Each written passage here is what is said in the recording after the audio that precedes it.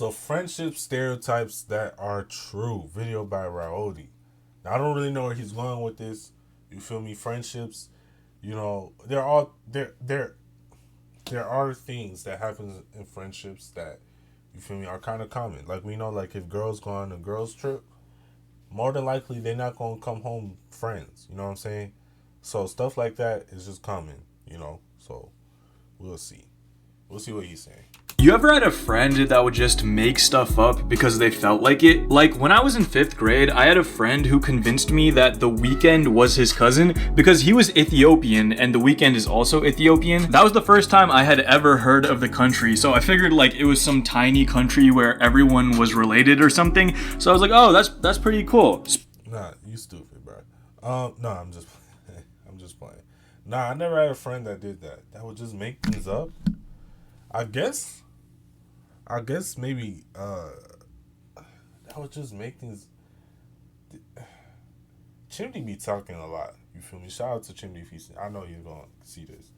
But he don't just be making things up though. He don't just be making things up. But as a jit though, when we was kids, I mean, I don't know though. Nah. Bro, it's for real. Nah.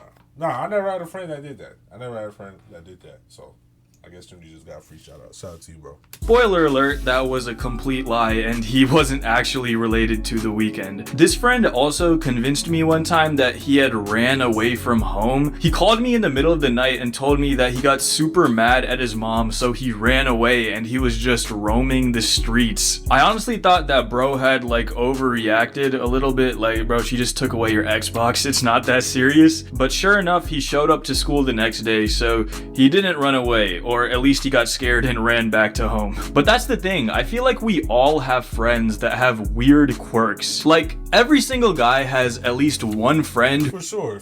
We're all weird in our own ways, you feel me? So, it's not uncommon. All of our friends are weird. We're weird. Everybody's weird, bro.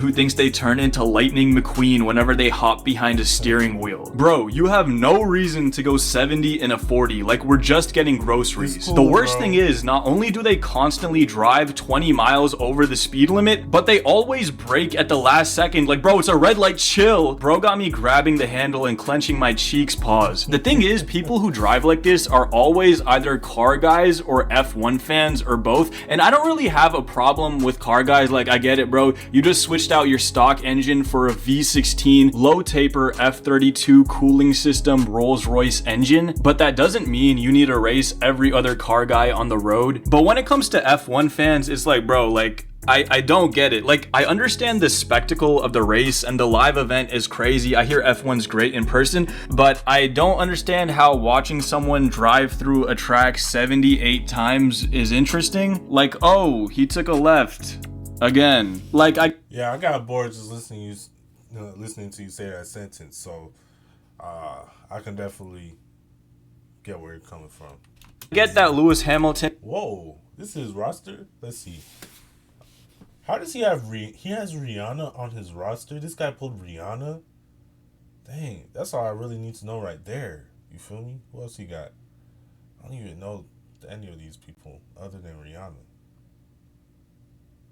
But shit, that's all I need to know for real. Dang, both pulled Rihanna. Gets all the hoes, and I watched that Ayrton Senna documentary, and it seems kind of interesting, but like 2 hours of the same track. I don't get it. Also, what is pole position? Like, pause, bro. Like, I don't want to know about your pole position. But it's always the F1 fans that are cruising at a calm 120 on the highway. Like, check me out, I'm Max Verstappen. It's like, nah. Speaking of bad drivers, I went on a date with this girl about a month ago, and she was driving and I was in the passenger seat. And you know how some left turns have 2 lanes that turn left?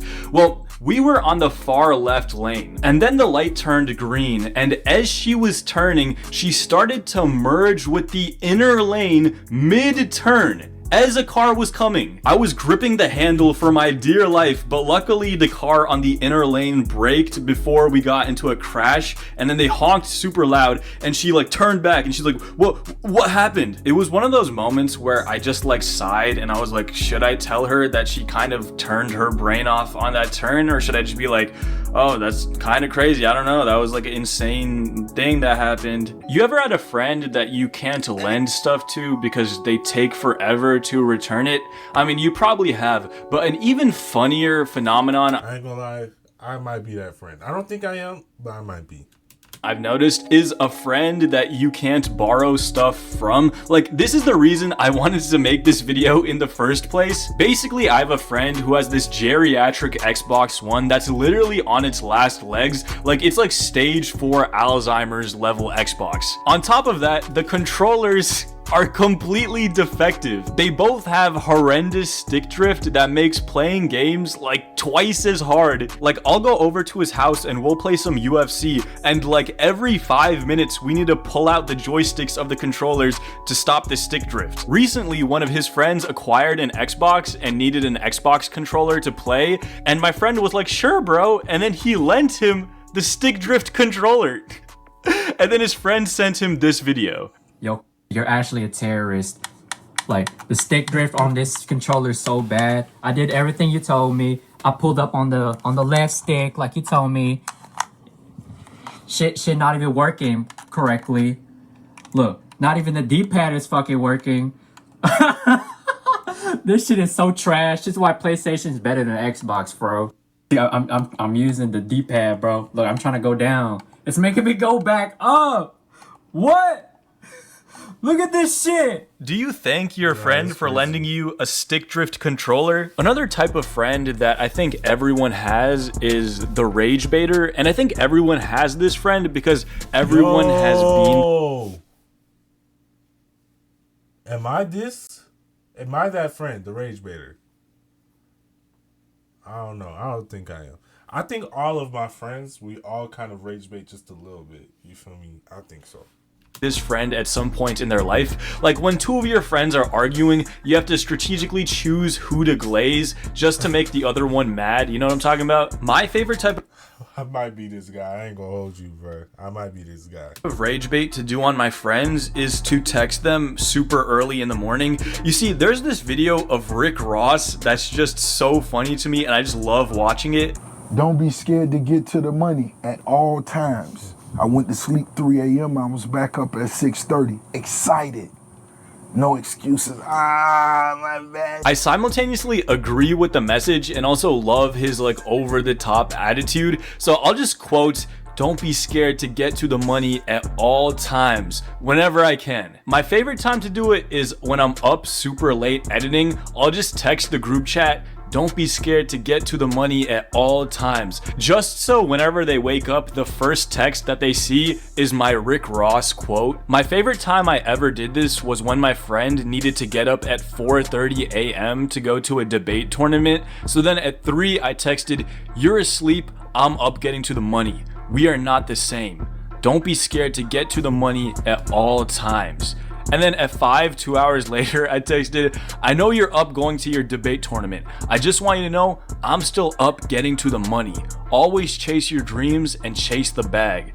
And then he responded, "This is too early for me." At which point I responded, "It's never too early to hustle hard and get this dough." Yes, it is. I need my beauty sleep. For me, the best way to rage bait my... I ain't gonna lie. If I posted this in my group chat gang, they're flaming me.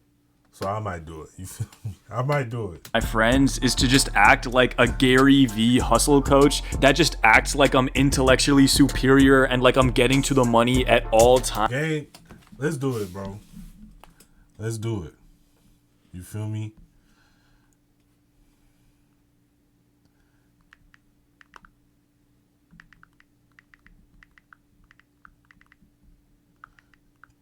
To the money at all times. 3 exclamation points. What emoji should I use? I should use paper, right? Money. Cash. Yeah. I sent it. Y'all seen it. Hold on. You feel me? I sent it. Yeah, they about to be flaming me. I'm gonna put my thing on. I don't know if it's late right now. Or early. It's like 5 in the morning or whatever. So let's see if anybody hits me up. Yeah, they probably. That's gonna be funny. Like, there's this Dana White clip that I also love sending to my friends whenever I can. Stay home, man. Stay home and do your thing. Good luck to you. I wish you all the luck in the world.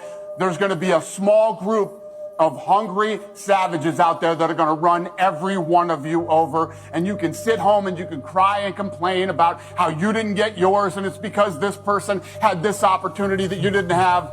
It's all bullshit crybaby stuff. I believe that rage baiting is an art that most people aren't good at. Like, most people's idea of rage baiting these days is just saying, oh, this isn't tough, unk. This isn't tough, little bro, with like a peace sign emoji afterwards or like a droopy rose. And it's like, seriously? That's the best you got. And I think that's the hallmark of this generation. Like, I'll go play basketball at the gym and people will just act like complete idiots, and then they'll be like, oh, W rage bait? Did my rage bait work? And it's like, you're not rage baiting, you're just embarrassing your entire bloodline. Anyways, these are some friendship experiences that I've had throughout my life, and I feel like you could probably also relate to them. Let me know some of the friendship experiences and stereotypes that you've experienced. I don't know, man. I didn't have none of those stereotypes. I might have been a couple of those myself, but yeah, this was a great video though. I enjoyed it. I always enjoy bros videos, honestly. If y'all enjoyed this video, make sure to like it, of course.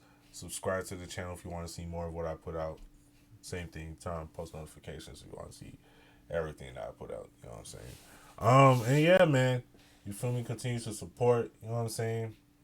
And we out. You feel me? They ain't start hitting me back yet. You feel me? So they probably sleep. You know what I'm saying? They not getting to the money at all times like I am. You know what I'm saying? Because that's what I do. I get to the money. You know what I'm saying? But yeah, man. We out of here, though. We out.